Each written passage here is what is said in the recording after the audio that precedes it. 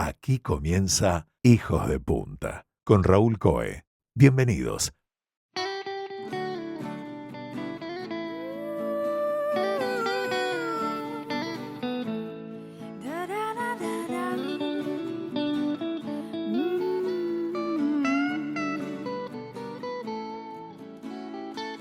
Compositor, pianista, docente, productor, director musical. Vamos a hablar de composición, de creación artística, de cómo es hacer música para cine, para series, para teatro, de cómo es estar enfrente de una orquesta entera, recibiendo a Sebastián Furman.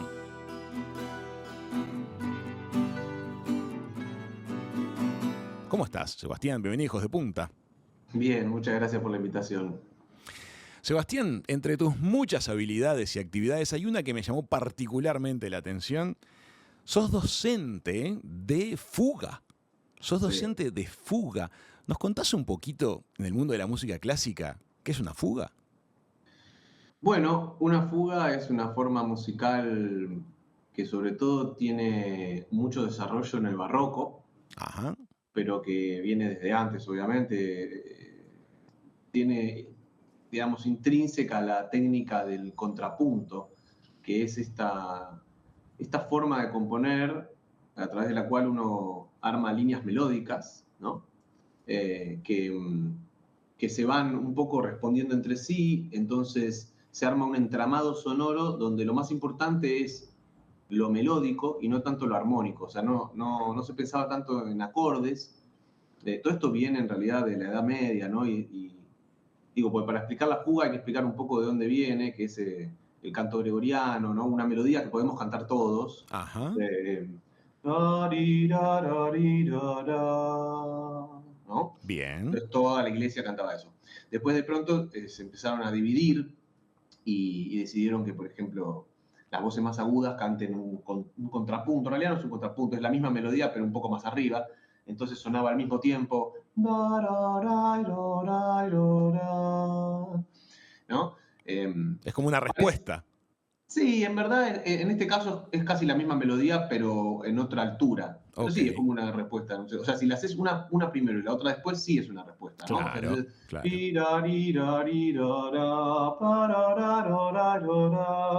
ahí.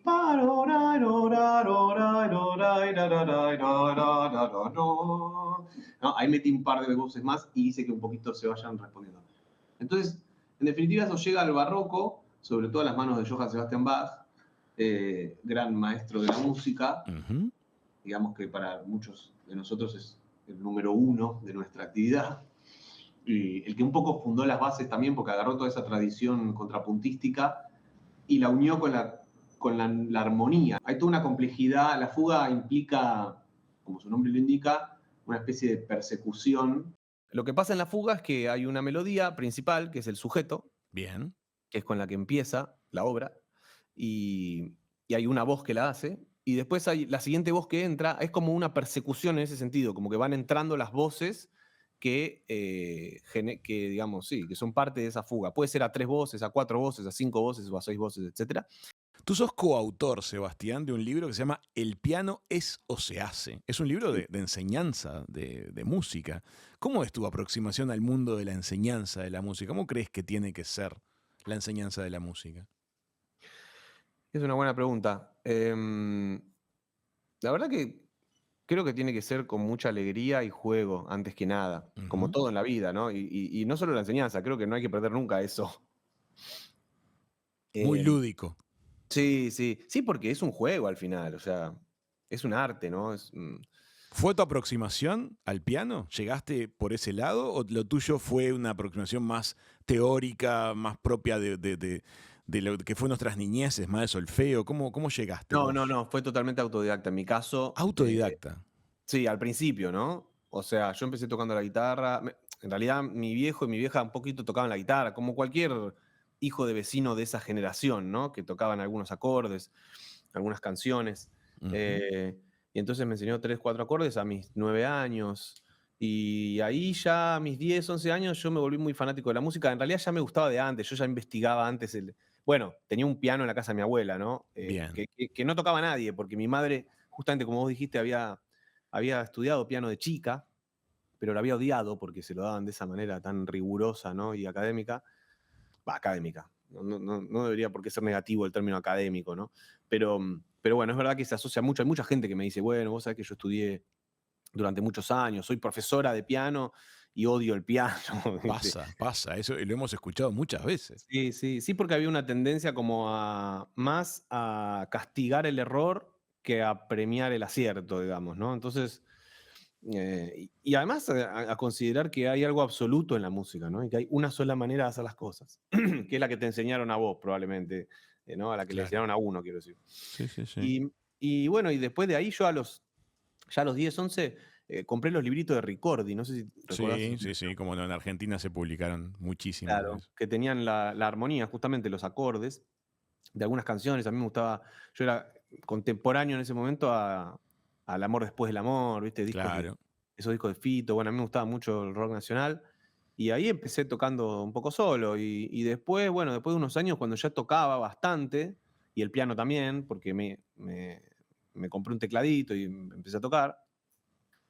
Y me gustaba tanto que en un momento a mis 15 años yo ya les pedí a mis viejos que me manden con alguien.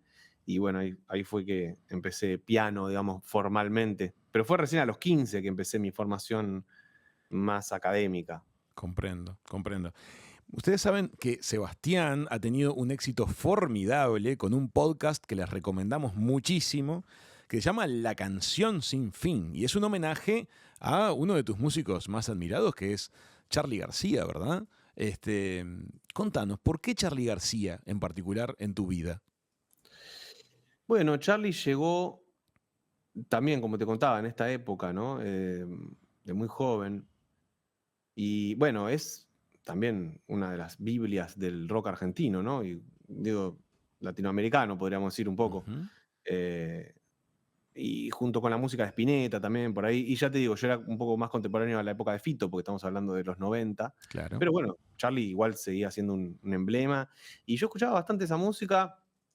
Y en realidad, bueno, el podcast obviamente es algo muy posterior, ¿no? Fue en el 2020, ya habían pasado como, no quiero ni hacer la cuenta, pero Sí, 20 y pico entiendo. de años de ese momento donde, De ese contacto. sí, ese contacto primero con Charly.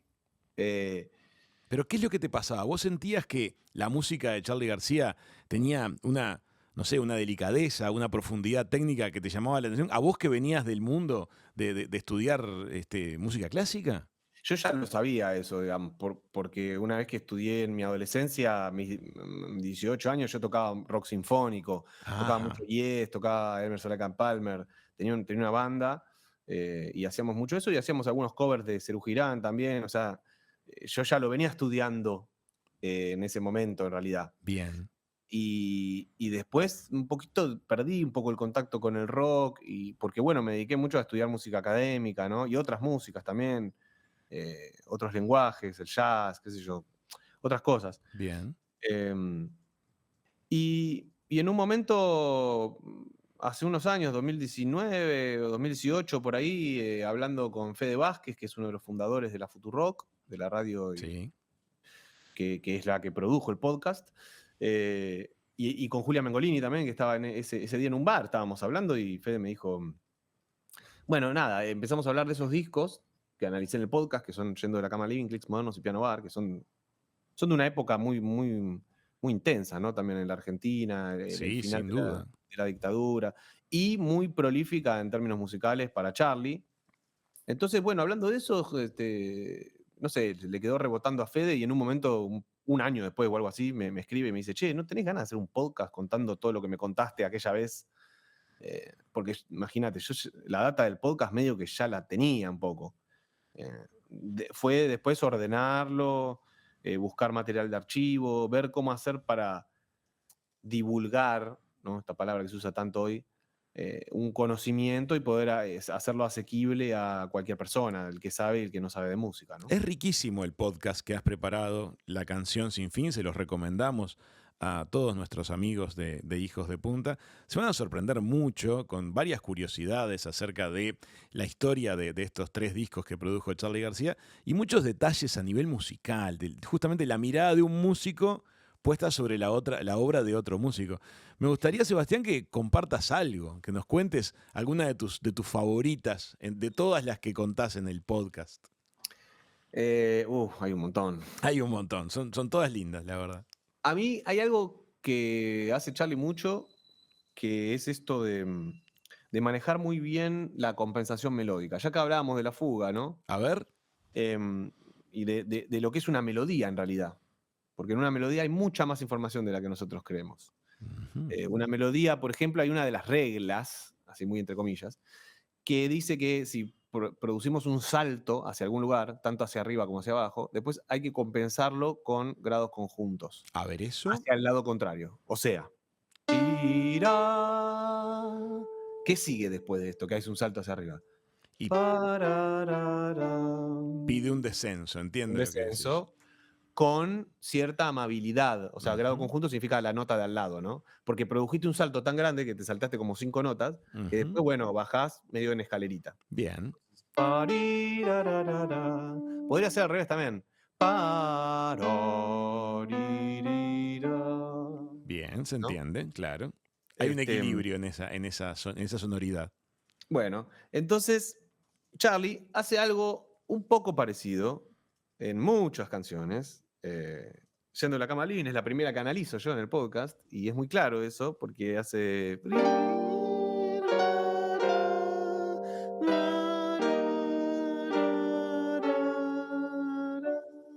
Toda la primera frase llega hasta ahí, ¿no? Y es todo un descenso, en este caso es cromático, o sea que pasa por todas las notitas, no hay un salto, pero no importa, la idea es la misma, ¿no?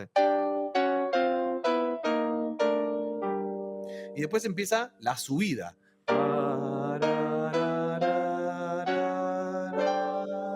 Y llega al mismo lugar donde empezó. Bien, se compensó. Se compensa de alguna manera. Esto es algo que usa mucho y a mí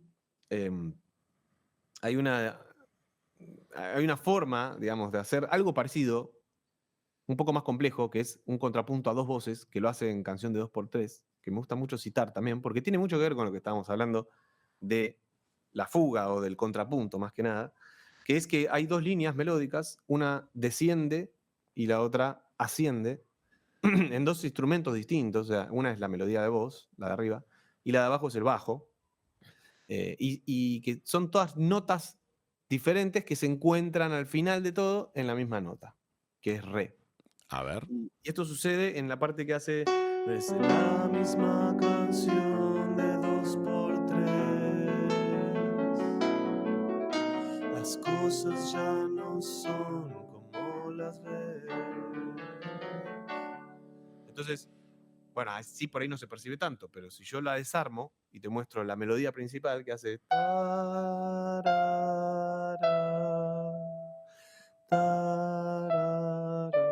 ¿no? Esa es toda descendente. De 2x3, las cosas ya no son como las ves.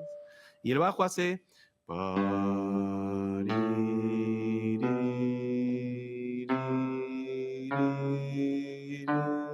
Y se encuentran en esa nota final. O sea, juntas es...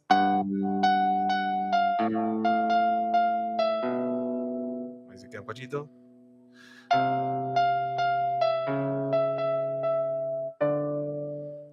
Qué interesante. Es maravilloso cuando uno empieza a desentrañar de la mano de alguien que conoce como vos un sonido general, un mensaje musical, y empieza a darse cuenta de cuáles son los ladrillos, ¿no? con lo que está hecho. Y también ahí ves un poco por qué García es tan fenómeno, ¿no? Y por qué también todos un poco entendemos que hay una información ahí muy especial, aunque no sepamos bien qué es esto que decís, ¿no? De la formación académica de Charlie, o que uno ve que tiene como toda una data. Y bueno, eso de alguna manera lo percibimos, yo creo, todos, los que sabemos música y los que no sabemos música también, ¿no? Como que hay una construcción medio cuidada, digamos, no es azaroso, a eso voy. Te entiendo, pero el gran público, por ejemplo, que ha validado sin duda a Charly García y a tantos otros músicos de alta calidad, ¿tú decís que todo el mundo es capaz de detectar cuando subyace algo maravilloso en el producto final? ¿Te parece que eso sigue siendo así, por ejemplo? Me parece que no sigue siendo así. Ajá. pero que en algún momento fue así. Porque, porque también la época, ¿no? El lenguaje de la época era un poco así. Había una pretensión de dar un mensaje profundo. Porque no solo era Charlie, digamos, vos escuchás cualquier banda de esa época y escuchás a Totem y escuchás a Pescado Rabioso o escuchás, no sé, las bandas progresivas que te nombraba antes, dentro del rock, ¿no? Para hablar dentro de, circunscribiéndonos a un espectro muy pequeño, porque también estaba Piazzolla haciendo su movida y también es una época de revolución, ¿no? Los 60, los 70, Y vos, post-Beatle. Sebastián, vos has recorrido las historias de la música, pero has sabido ir mucho más para atrás.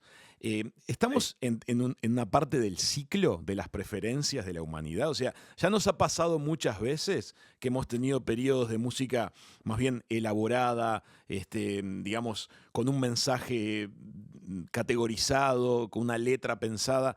Y después viene un periodo más de popular, de simpleza, de sencillez, y reaparece otra vez lo otro. O sea, es una especie de ola la que vamos siempre navegando, o no, o es una especie de descenso constante. O vamos hacia el infierno. Mira, la música nunca estuvo, o sea, como está hoy, en manos de el capitalismo, Ah, de mirá, la se industria cruza musical. con lo económico. Sí. Y ahí es como cualquier producto, pierde, digamos, valor y autenticidad y profundidad porque está pensado para un mercado. O sea que se masifica. Sí, a un nivel que ya es tan grande, sobre todo después de la pandemia y con esto de las aplicaciones, ¿no? De Spotify, bueno, YouTube, todos los medios nuevos. Pensá que hasta hace 20 años, un chico, una chica de entre los 3, 2 años y los 11, que se podía comprar un CD, Ujú, no era un sujeto consumidor, claro. en el sentido de aportar dinero, ¿no? Por ahí sí de rebote, pero porque sus padres le compraban el cassette de Ruidos y Ruiditos, no sé.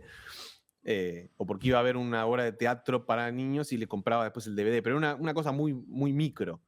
En cambio ahora, cualquier persona tiene Spotify, ¿no? Un Sí. chico, chica, o ve YouTube, alguien Ujú, de 3 años, 4 años, 8 años, ujú. y está colaborando, monetizando algo.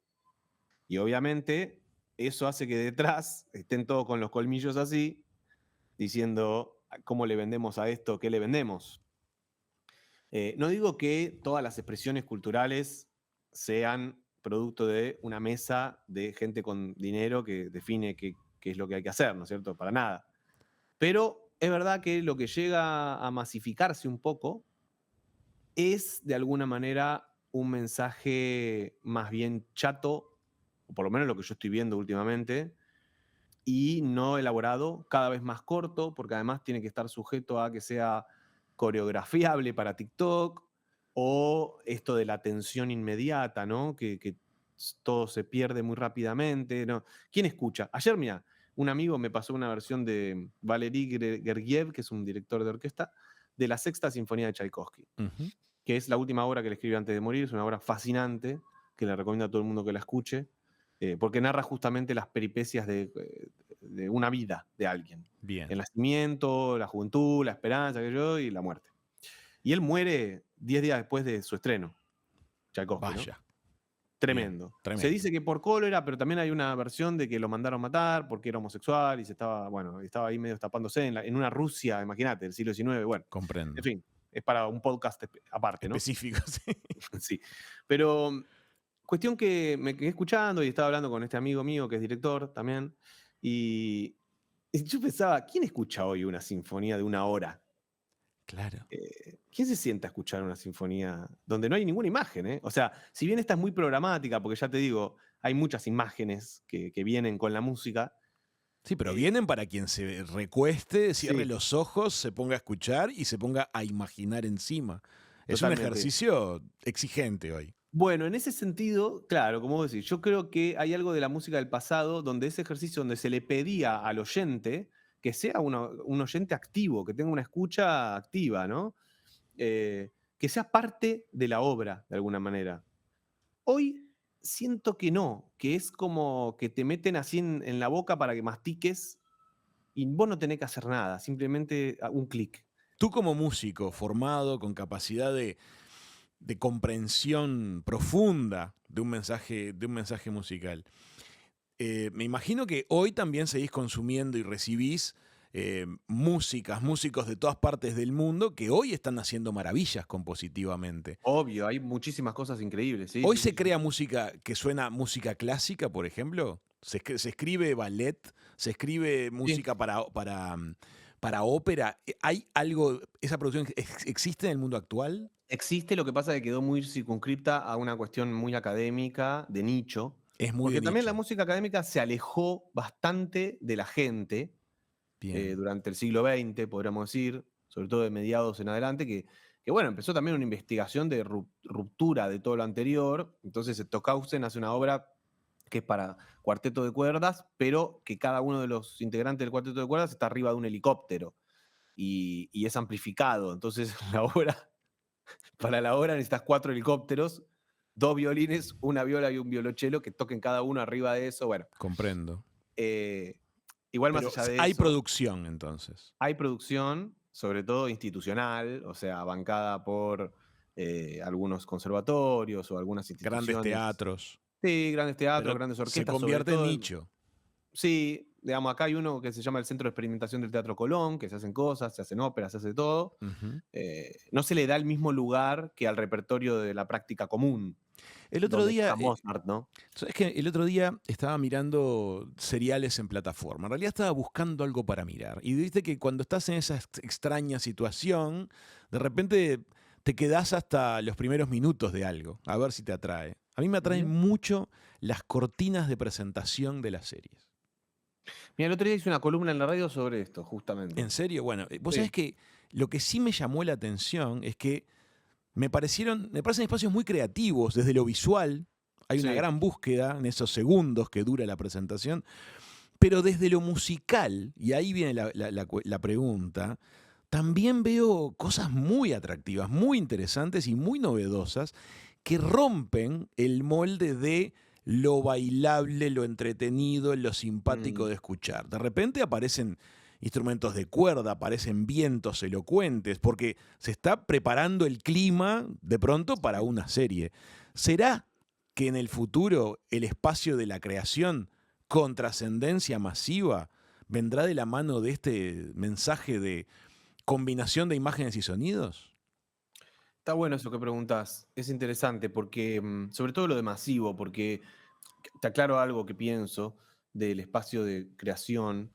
No solo se circunscribe a la música académica, hay música popular muy increíble que se hace hoy, ¿no? También digo, para no caer en Sin esto de duda, que toda la sin duda. música de hoy Sin duda. hay un montón, yo tengo un montón de artistas conocidos, amigos o no amigos, pero un montón de gente que hace cosas maravillosas.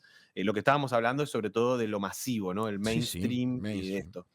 Y puede ser que haya un lugar ahí donde se cuele un poco la música sin decir demasiado, ¿no? Medio como detrás de la columna. También ves la En- fuerza que tiene. ¿Cuántas veces la gente piensa en una y serie o una sí, película y piensa en la melodía o en la sí, música? sí, sí. Porque también toda esa música, que por más que sean 10 segundos, justamente yo como hice una columna el otro día, estoy medio empapado de este tema, hice una sobre los logos de películas, Ajá. Paramount, todo esto, Pixar, qué sé yo, y Sí. cómo la identidad de la música un poco va de la mano de la identidad de esa productora, ¿no? Ajá, bien. Al mismo tiempo, también hice el de las series, donde lo que se notaba mucho es que obviamente son más cortas que lo que eran en los 80 o en los 90, ¿no? Porque si uno piensa en Alf, no sé.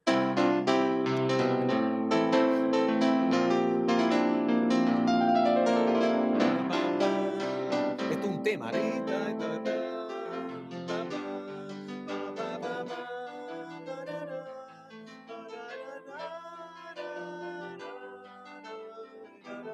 una melo, ¿no?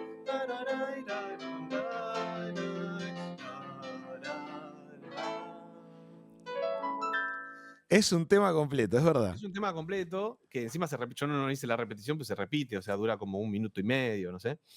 Hoy, por ahí escuchás, no sé, 10 7, 8 segundos. segundos, sí. Sí, que es reinteresante igual, porque hay una elaboración ahí donde también los sonidos tienen relación con lo que va a venir o con lo que se quiere contar.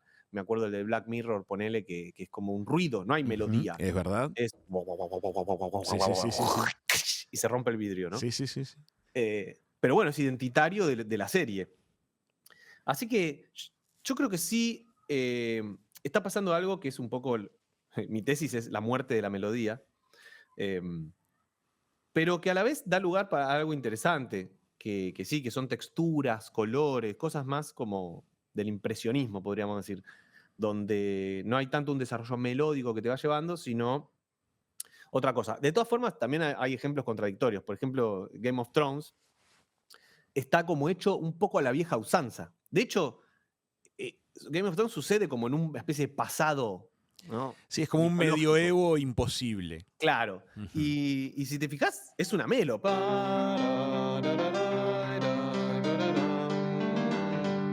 Y de hecho tiene medio como esa cosa medieval, Ujú. el modo, justamente lo que hablábamos antes. Sí, es verdad. De De hecho, ¿no? y en Siempre la lo segunda cantaron. vuelta le responden en otra octava, si no me equivoco de memoria, Sí, ¿no? sí, tarara. Se podría hacer una fuga de Game of Thrones.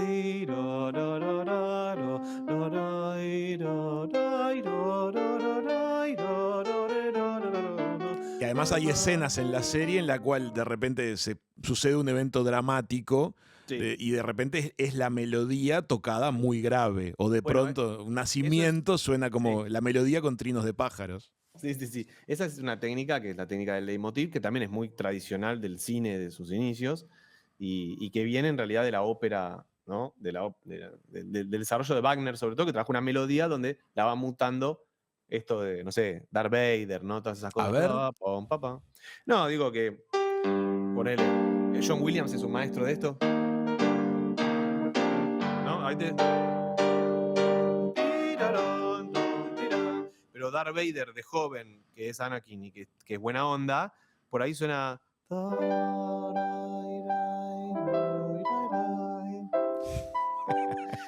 Es maravilloso. ¿Cómo cambia ese clima, no? Por ahí está sugerido, no está tan obvio como acá, pero lo sugiere, lo toca una flautita ahí arriba, ¿no? Claro. Pero digo, el desarrollo de un leitmotiv, de un motivo, es una tradición más bien vieja. Game of Thrones es un ejemplo que de una serie actual, entre comillas, en la cual se usa una técnica antigua. Comprendo. Pero por eso no es el mejor ejemplo de cómo son las series actuales, a eso iba. Pero este concepto que manejábamos hace un ratito en el caso de Black Mirror, por ejemplo, ese sonido, esa batería de sonidos, no necesariamente producidos con instrumentos musicales, pero que construyen un mensaje. Sí. Lo tenemos que calificar y crear, es una composición. Sí, totalmente. Es una composición. ¿Tú te has tenido experiencia de trabajar componiendo música para series, para cine, para teatro, para danza? ¿Cómo te llega un encargo de esos a vos como compositor? ¿Te dan el guión? ¿Te lo cuentan? ¿Cómo es el proceso? Bueno, depende mucho del proceso. Tengo más de 30 obras de teatro que hice la música, entonces ha llegado de distintas maneras. Yo soy parte además de una compañía que se llama Los Bla Bla, Sí. que ojalá vayamos pronto a Uruguay, estamos viendo, intentando ahí hacerlo. ¿Ah, sí? Muy bien. Sí. Será más que bienvenido. Sí, aparte hace años que nos vienen agitando y diciendo, che, ¿cuándo vienen? Nosotros tenemos 14 años ya trabajando juntos. Y entonces ahí tengo mucha práctica de, bueno, de hacer música, inclusive tocando en vivo en teatro, ¿no? Bien. Eso, digo, es una experiencia de un modo de laburar donde estás en la cocina de la escena cuando se está armando, inclusive. Entonces puedes proponer desde la música también. Claro. A veces no, a veces te llega un guión o te llega una obra que ya está ensayada, ya está en un proceso de armado, y entonces ahí te dicen, che, ¿qué música se te ocurre para tal o cual lugar?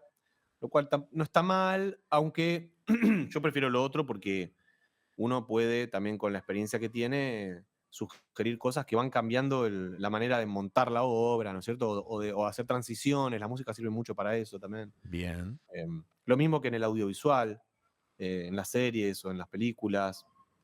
En audiovisual, imagino, te llega un guión, lo lees y empezás a producir. Sí, muchas veces pasa eso, te lleva un guión, antes de que lo filmen es ideal, porque vos podés proponer cosas que inclusive modifican la filmación misma, Claro. porque con la música sabemos que se puede narrar un montón de cosas que no hace falta a veces mostrarlas. El mejor ejemplo de eso es Tiburón, la película de Spielberg, donde creo al segundo día de rodaje se les rompe el artefacto que hacía de tiburón. Ajá. Entonces John Williams dice, bueno, déjamelo a mí, no lo muestres. Y entonces el tipo hace... ¿no?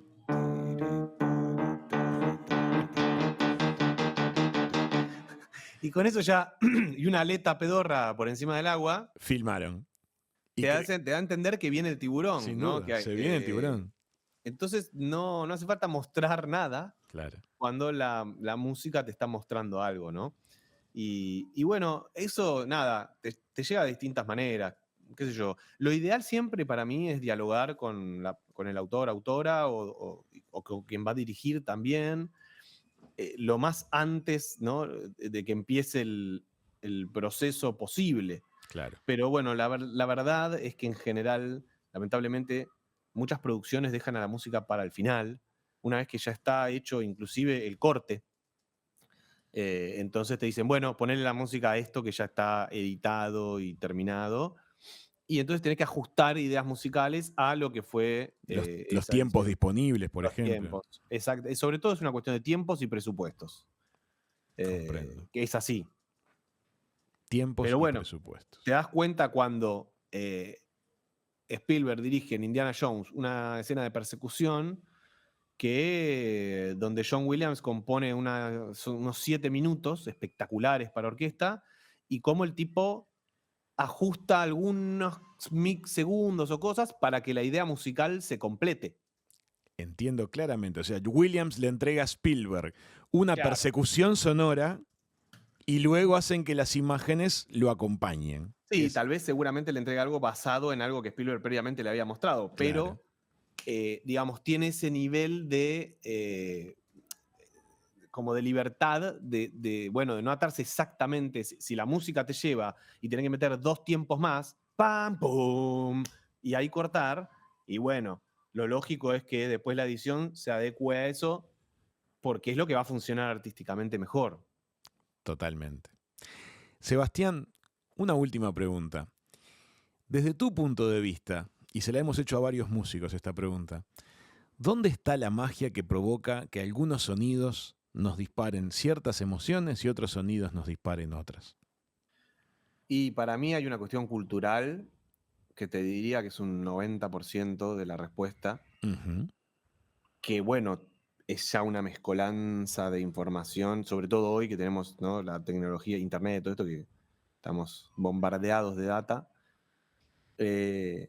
Pero siempre fue como una especie de construcción cultural donde estoy pensando, por ejemplo, ya que hablábamos de la Edad Media, hubo un periodo donde hay determinados intervalos que no se preferían por sobre otros, o mejor dicho, se preferían algunos por sobre otros, A ver. porque se decía que invocaban al diablo, y en realidad tenía que ver con que eran propios de un lenguaje por ahí de África o de, no sé, de Arabia o de otras culturas que la cultura occidental no quería, no le parecía Promover. estéticamente claro. Entonces, por ejemplo,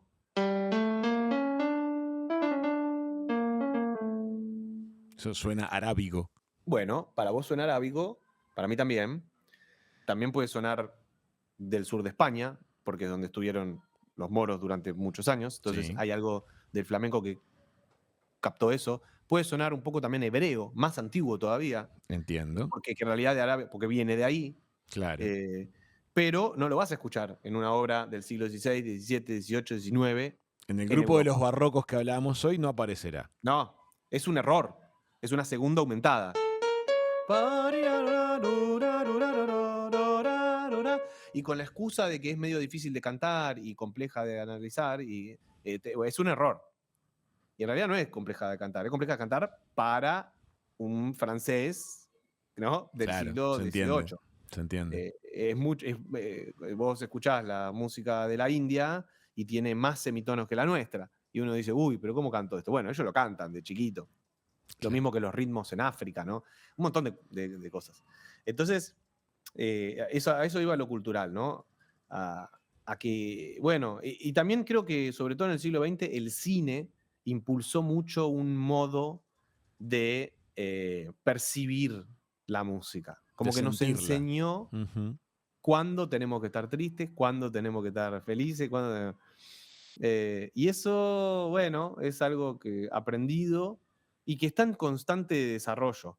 Pero yo te dije un 90%, Sí. porque hay un otro 10% que tal vez tiene que ver con algo mucho más visceral y que es físico, que tiene que ver con la serie armónica, que es realmente física, ¿no? Es una cuestión de la física que por ahí es un concepto un poco nerd y difícil de explicar, y como no soy físico no lo puedo explicar bien, pero todo sonido, un sonido,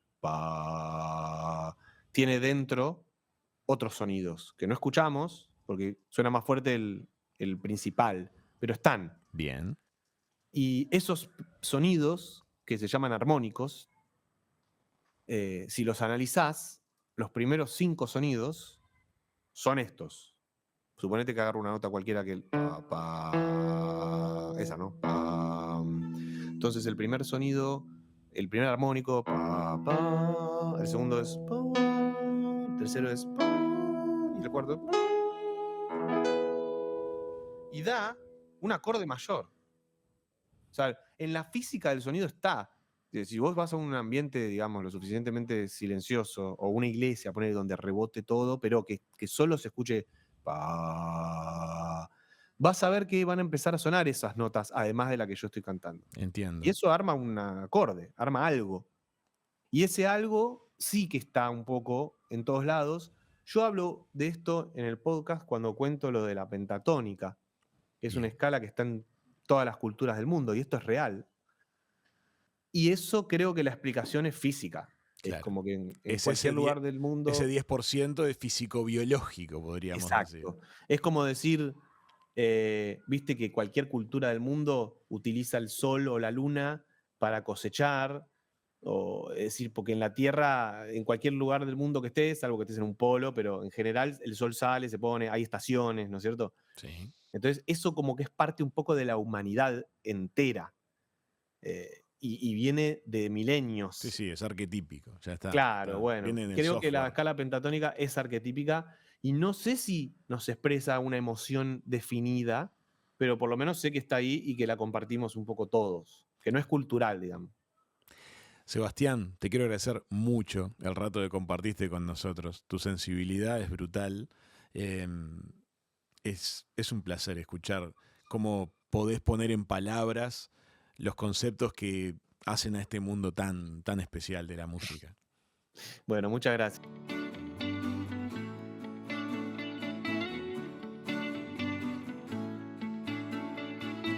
Esto fue Hijos de Punta.